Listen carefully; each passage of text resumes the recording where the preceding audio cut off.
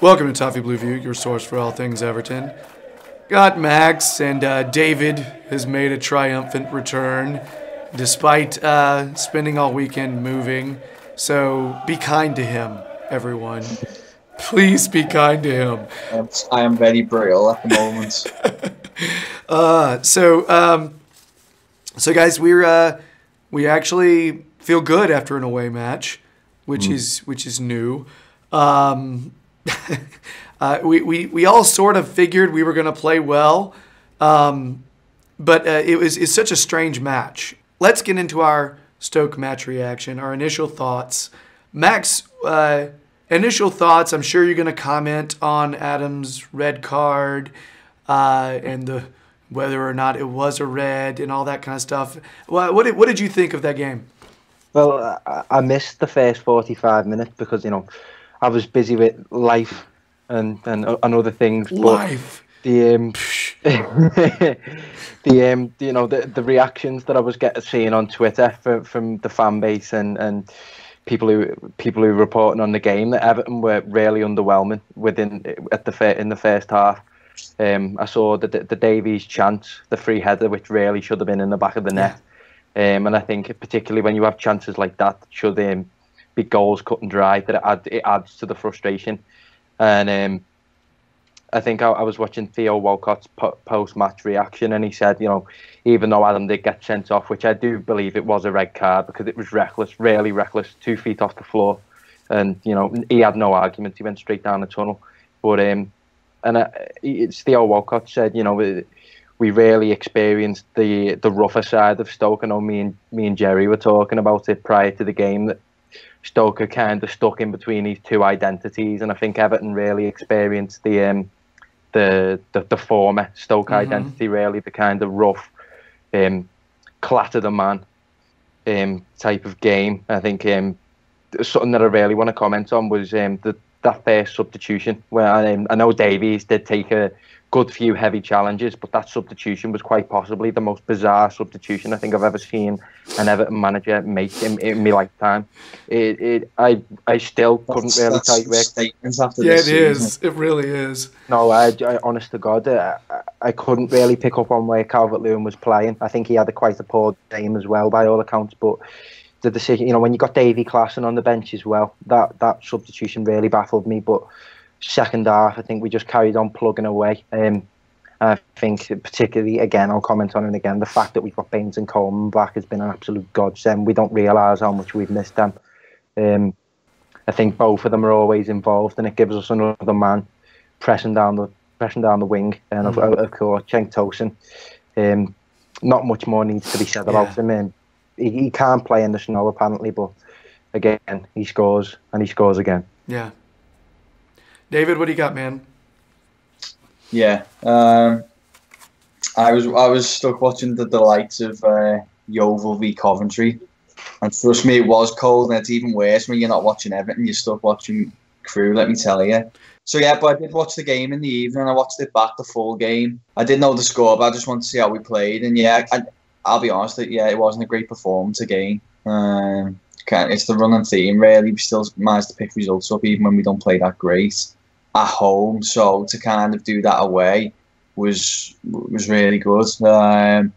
Tosin is just absolutely made up with that. I was chuffed because it kind of feels like at the moment, which going back to the match reaction video Edward recorded, I think everybody's just buzzing to have a striker again that they can really get behind and see him scoring goals and being a threat up top and a bit of a target man. And we haven't had that since Lukaku, obviously, and even at times it was strange with Lukaku because of the way his persona was and his attitude. So it's great to have Tosin doing that. 2 massive goals that won us the game, and we got a bit fortunate, I think, with the red card. It was a sending off, but considering how long we haven't won away for, we only won that one away all season. I think we needed a little bit of luck to get that first away win. And kind of get the monkey off our back a little bit. As having the best part of an hour to play against 10 men is perfect, really. Conditions weren't great, but both teams are playing in the same conditions, so I suppose you can't use that as too much of an excuse. But yeah, just a really big win.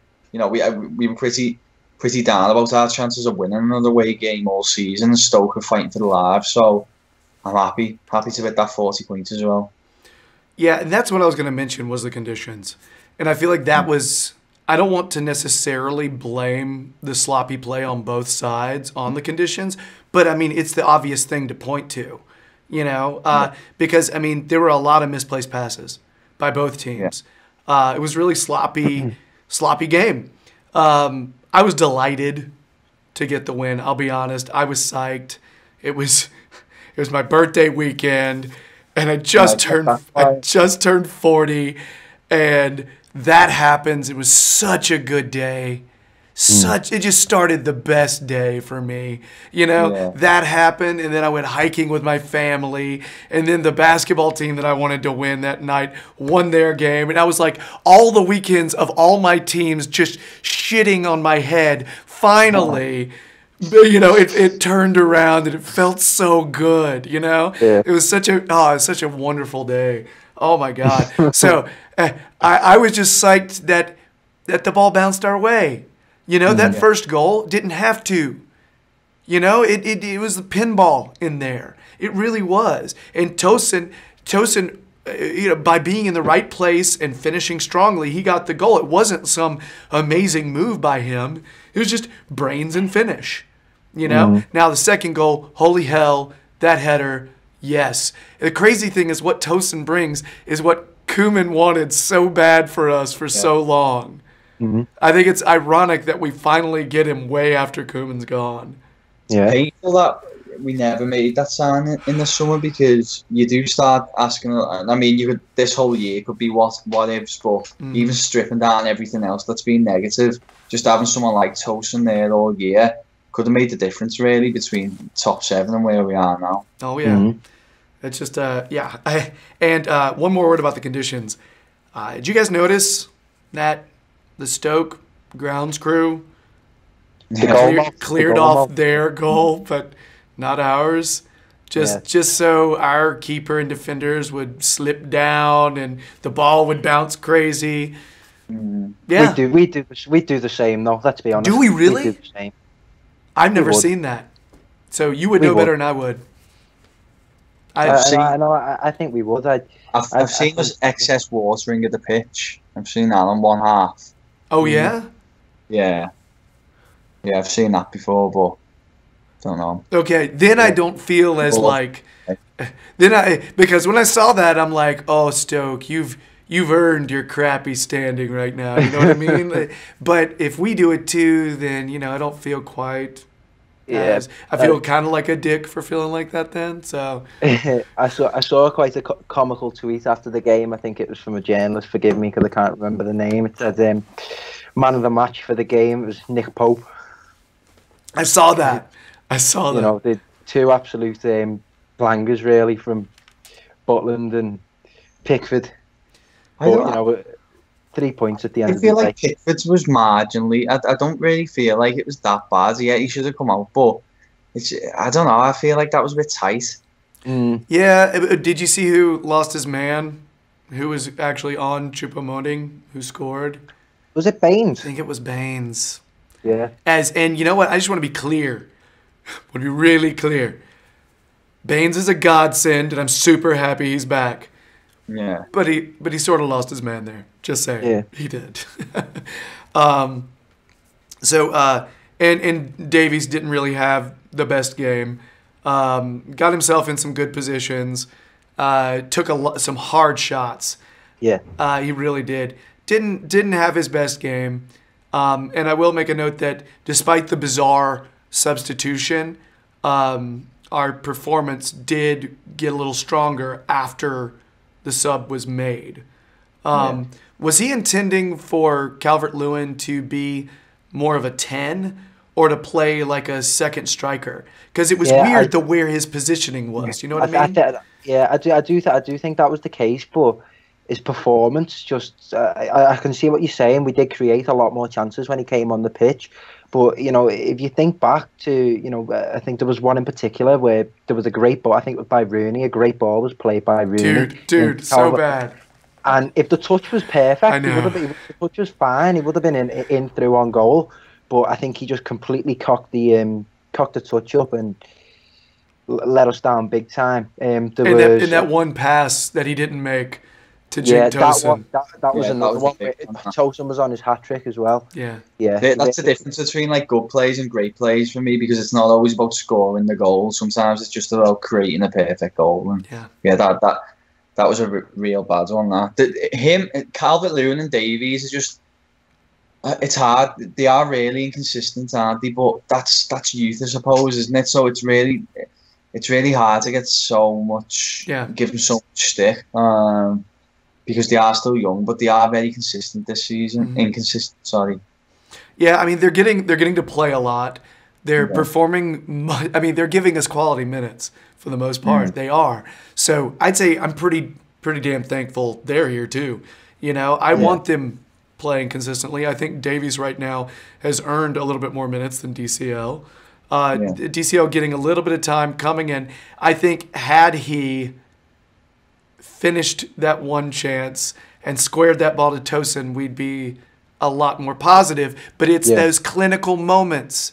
You've got to take advantage of those. And he's young. The more times he's there, the more he'll do it. I feel fine about him. So also, one other thing I wanted to mention about those changes, the tactical change there, it may not have had anything to do with DCL coming in. It may have had everything to do with the fact that we were playing against 10 men and they were getting more tired the way you know what I mean? So the way the game progressed, because our goals happen later. And that's the way it usually works when you're playing against a team with 10 men, you know? Yeah. So it may not have been tactical at all. It may have been very practical. Yeah, he is very energetic. Yeah. So, anyway, I guess it made sense that they would get their only goal on a set play. That seemed like that was their best opportunities were on set plays. So, any other thoughts on this, guys? I'm psyched we got the win. I didn't really care that it was a little ugly. I just wanted an away win. You know what I mean? Yeah. Especially when we let them come back into it. You know, how many times have we done that this year? And it could have been quite a frustrating result in the end. So I'm glad that bit of quality from Tosin got us the win, because we definitely needed it. And that would have been a real, not that there was much momentum before the game, but considering we won last week, that would have been a real momentum killer not winning that, because there would have been no excuses. Very true. Okay, well, I believe that is it for our Stoke match reaction. If you're liking our videos, please subscribe. We're getting really close to 600. So please, if you're liking these, if you subscribe, the more subscriptions that we get, we hopefully can continue to keep knocking these out and making these, which would be awesome. Please check out David's writing on The Sportsman, but also on the Toffee Blues website. Check out Max's stuff on the Toffee Blues website as well. And that's all we got. Thanks a lot, guys. We'll see you in the next video. All right? Bye.